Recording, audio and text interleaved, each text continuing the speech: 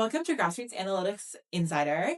I'm Julia, and today we're here with Robin, who's our Vice President of Innovation. Ooh. Hi, Robin. Hi. Can you tell us a little bit about yourself and how you got to GA? Yeah. So my name's Robin Miller. I use she, her pronouns. Yay. I've been at GA for over 4 years now, which is definitely a little crazy. But I had previously worked in field and then got in the campaign bug, and then went over to the digital side of things, Okay. fell in love with it, and we've been going ever since. Wow, amazing. Okay, so can you tell us a little bit about your role? Yeah. So as vice president of innovation, Yeah, I'm responsible for looking at what kind of like new fundraising tools and products there are out there that would be valuable for our clients, keeping an eye on that whole thing, Cool. and then keeping some of our newer products ready, which primarily is our peer-to-peer texting, which is a lot of what we're going to be talking about today. Yeah. But also figuring out how to like do like multi-channel crossover into things like Stamp, our direct mail program, Wow. because there's a lot of overlap there in terms of like tactics, and we love crushing those fundraising silos here at GA. Yeah, we do. Breaking down barriers. Oh yeah. Amazing. Okay, great. So you just touched on what we are going to talk a lot about today, which is fundraising texting. We've all gotten fundraising texts. Can you tell us a little bit about fundraising texting in general? Yes. So I know there are so many texts. I know there are so many of them.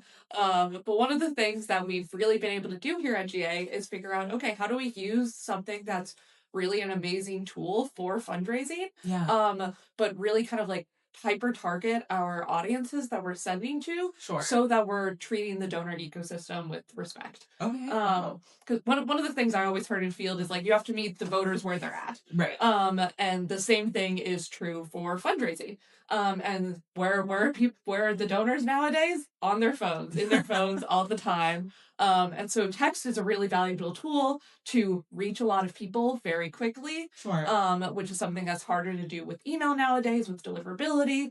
But it's a great way to get your message out there to a lot of different people. Mhm. It's figuring out the best way to do that is targets the best possible lists for your candidate, for your or a nonprofit or a PAC, Sure. and really be able to precisely target who is going to enjoy reading your text and want to join your movement. Yeah. And that's something that can really be used to uplift a lot of grassroots campaigns who might not have a giant list to start off with. Yeah.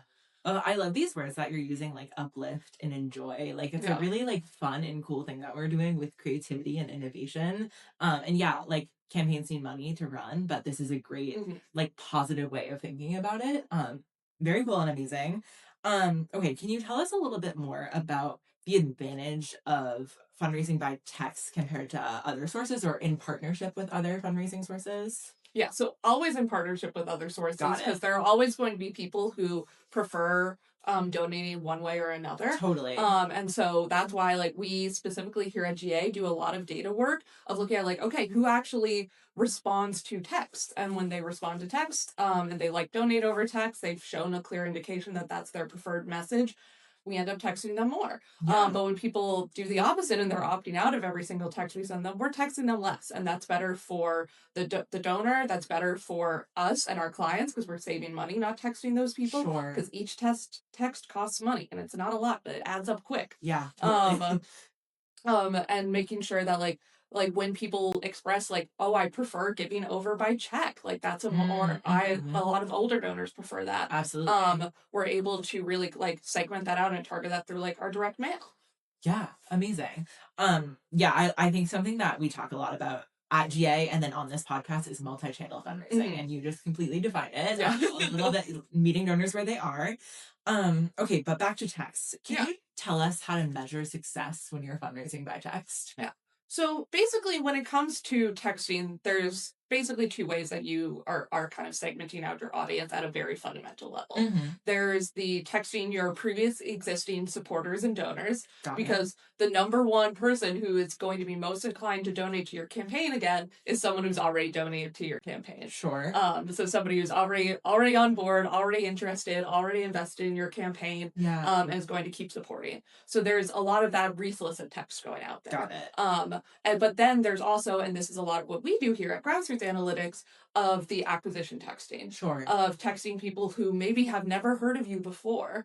But for whatever reason, we believe, according to our data, that that the people that we're texting would like to be a part of this campaign, would believe in this campaign, would want to support this candidate. And we're able to prospect out into the universe, Right. see who we're able to bring on to that team, and then that gets rolled into their resolicits over text, over email, Yeah. over all those different channels. Cool. And now you're part of the team and part of the movement. Amazing. So can you tell us like what are the key metrics to know when you're talking about measuring the success of fundraising texts? Yeah.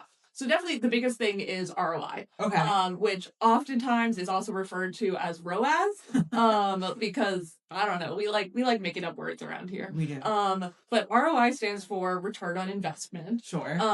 The more technical term for what we're doing is ROAS, which is return on ad spend. Got it. Okay. And so that's when it's calculated as like what you have raised divided by what you spent. Sure. So at the end of the day, like with ROAS, if you get 100% ROI or ROAS on an acquisition, if you spend $10,000, you are making like 10,000. You've raised $10,000. Got it. And so that's very much something that is always very critical with text, because each text costs just a couple of cents. And so you're constantly looking at like, okay, what am I spending on the raw cost of these texts? Yeah. Versus what are we able to like bring in the door for this client? Sure. Can you tell us a little bit about what the difference is between short-term and long-term ROI when you're evaluating these metrics? Yeah. So ultimately, each text costs a few cents to send out. Sure. So you're constantly looking at what you're spending on the text versus what you're raising off the people who donate over them. Got it. And so when you're looking at resolicit text, texting your existing donors who are very likely to support you again, you're going to be getting a much higher short-term ROI off of that, and a much higher long-term ROI at the end. But when it comes to acquisition, it's a harder sell. You're reaching people who might have never heard of you before. Right. You're texting a wider audience. It's a higher barrier to entry. Sure. So when you're looking at acquisition, you're going to have a much lower short-term ROI. Right. But then the real value of acquisition comes from that long-term ROI, those long-term returns of, okay, once somebody comes in, joins your campaign and joins your resolicits over text, over email, how are they donating again and again there? Yeah. And that's something that can be like hard to track technologically. Yeah. But it's something that GA can help with. And it's something that really like once you kind of start pulling those numbers, it's really truly astounding how much something that seems to have just made you $1 on day one in net profit really kind of turns into like funding your campaign long term. Yeah. Wow. Okay. Can you tell us a little bit more about how campaigns can maximize long-term ROI? Because it does seem like really the downstream revenue is such a critical part of campaigning and fundraising. Yeah. So the number one thing that I see a lot out there is people go, okay, great. I got all my acquisition in. I got a great fundraising haul. All these people have joined my teams. Yeah. And then whether it's a capacity thing or other things, they don't get those resolicits out. Yeah. And so being able to text your donor audience twice a week leading up to election day is going to make a huge difference in what your campaign's able to raise, versus if you just kind of like do that acquisition and then those donors just kind of sit there. Right. And those donors, they've joined your team. They want to hear from you again and again. They want to know what's happening. They're invested in making the campaign win. Yeah. And so being able to give them that opportunity to give again and again. Right. Is really important. Obviously, you have to balance like donor burnouts. You don't want to be hitting them up too much. Sure. But generally, I feel like a lot of people tend to go, especially on down ballot campaigns where capacity is limited. They tend to like under resolicit versus over. Got it. So I always tell people like, you know what, see how kind of like what frequency your donors are responding to. Sure. Of where that's kind of like making you that money, making you that profit. Yeah. And if things start slowing down, you can slow down and balance it out. Right. Totally. Amazing. That's great advice. Can you give us an example of when a time you were working with a campaign and really kind of changed how they were thinking about long-term ROI? Yeah. So obviously, like in campaigning and just kind of anything that involves numbers in general, you're like, okay, number go up. I want the highest number possible. And so we end up with a lot of campaigns who for like a launch day, which is a great time to do a ton of acquisition texting. Absolutely. Also, as we're heading into kind of primary season, like once you're the Democratic nominee, that's also a great time for chants. Yeah. And those moments, those come twice a cycle. Right. Right. So when you have those, you want to capitalize them. You want to get the most donor acquisition out of that possible. Totally. And so I've had a lot of campaigns come to us at day one of their campaign, and they're like, I want this really high ROI. Yeah. And having to talk to them of, okay, well, if you want that higher ROI, you're going to acquire less donors overall. And when you acquire those less donors overall, that really decreases what you're able to raise in the long term. Yeah. So especially if like the more comfortable with risk your campaign can be Yeah. in those huge acquisition moments of being comfortable with that lower ROI, of not making that immediate profit on day one, that really kind of sets you up for that long-term ROI success. Of then having a huge pool of donors to resolicit throughout the rest of your campaign. Right. Because we see like even in just like a few months, like the value of these donors can double or even triple. Yeah. So especially with when you're starting a campaign 18 months out, Yeah. like imagine how much that's going to be. And so being able to be comfortable with taking that lower ROI up front. Right. You're really able to really set yourself up by getting all of those donors in the door in that huge, powerful moment and giving yourself a really large audience to resolicit. Yeah. And it's really just about making an investment for like long-term success. Like, yeah, you're not going to make all your money back on day one, but like 18 months is a really long time. Amazing. And if you're confident in your plan to resolicit those donors regularly and consistently, whether that's through a digital firm or doing it yourself in-house, there are so many tools out there that make it so easy for down ballot campaigns to send out these resolicit texts very easily. That's really going to turn your campaign around. Cool. Amazing. What do you think innovation looks like for fundraising metrics? I think probably the biggest thing there is, this goes back into some of like the multi-channel stuff we were talking about earlier, is so often people want to look and see, okay, here's my digital donors, here are my mail donors, here's like my website donor, and they kind of like treat them as separate pools. And they treat how they track that data completely separately. Their call time donors are separate than email. When really at some point, like you could be reaching people across all channels that they're responding to. And so really being able to have that crossover of making sure, okay, the people who've donated first to your campaign over text, there might be people in there that are great candidates for call time. Yeah, totally. Of someone, we have it happen all the time where someone gives $25 over text, and we see in our database they have the capacity to max out to the candidate. And so we're able to get the candidate to give them a phone call. And then great, now you've got that max out in the door. Yeah, totally. And so being able to really kind of like not be constrained by those silos and be able to let those different parts of your fundraising team talk to each other, I think is really like the innovation that's needed in the space right now. Amazing. Okay, if you could speak to all progressive Democratic fundraisers across the board and just plant one little seed of knowledge in their head, what would it be? Oh my gosh, text your donors.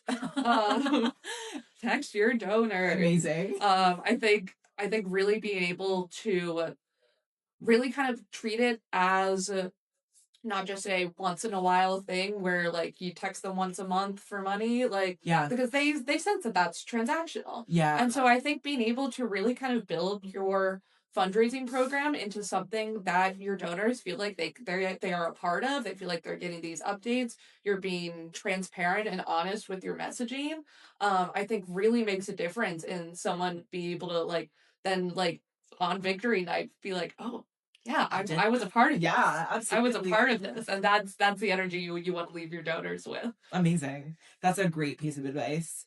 Okay, switching now to just like your work at GA.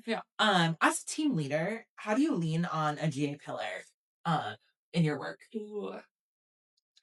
I think the one pillar that I really like this year is the stars teach and rookies grow. I was like, I didn't want to say it backwards. But I think that's something that's really been true on my team, and it's been really exciting to see. I mean, been here for 4 years of how much people have been able to really grow and step up. Yeah. And if your fundraising team or just any team that you're working with is reliant on one person at the top who has all this information that no one else has, Yeah. that's not sustainable for that person. That's not No. sustainable for your team. Yeah. And so being able to really get it in a place where you are sharing all that knowledge. Yeah. One of the things I say on my team a lot is we silo responsibilities, not knowledge. Mm, So beautiful. yeah, so making sure that people know, like, okay, like I know clearly what my job is day to day, but I also Yeah. know what the rest of my team is doing, and I Right. know how my responsibilities fit into like the whole bigger picture here, Sure. and the bigger goals that we're trying to achieve at GA. Yeah. Amazing. That's a great answer. I did the third part of that pillar is we all grow. Oh yeah. And I think you just absolutely illustrated how that's true. Amazing. I love that one. Okay, what are you feeling hopeful about right now? My gosh. I think I'm feeling hopeful. I don't want to just say like the election results this year so far that very Yeah. much have been kind of swinging in the Dem side. Yeah. But I think the thing that makes me feel hopeful is the number of candidates we've worked with who have started from zero donors, Yeah. and who have grown through both their work with us and their work elsewhere to tens of thousands of donors, Yeah. and to winning campaigns. Yeah. And that's been really exciting to see and to have that kind of, pun intended, grassroots movement build up, Yeah. and have these candidates be able to compete against super PAC money. Yeah. Yeah. I always say, I'm like, hey, I'll stop sending fundraising texts once they turn over Citizens United. But like that's the field that our candidates are having to deal with right now. Yeah. And being able to say, yeah, we went up against those billionaires who were trying to disrupt this primary or Yeah. disrupt this Yeah. candidate, with $10 donations at a time, Yeah. is something that's really exciting and really powerful. And something that without kind of like these new innovations in fundraising, like peer-to-peer texting, Yeah. these candidates would not be able to exist otherwise. Yeah, totally. Um, That's a fantastic answer, and it really encapsulates like your work and your team, and then just like grassroots in general. That's amazing, and it definitely is giving me hope too. Okay, is there anything else you want to add about peer-to-peer texting? Gosh. It's okay if not. Don't be scared of sending texts. Yeah. It's where you can find a ton of donors who are passionate and excited about your cause and about your Yeah. campaign. Yeah, meet them where they are on their phone. Amazing. Well, thank you so much for joining us, Robin. This is great. Thank you for having me. Yay!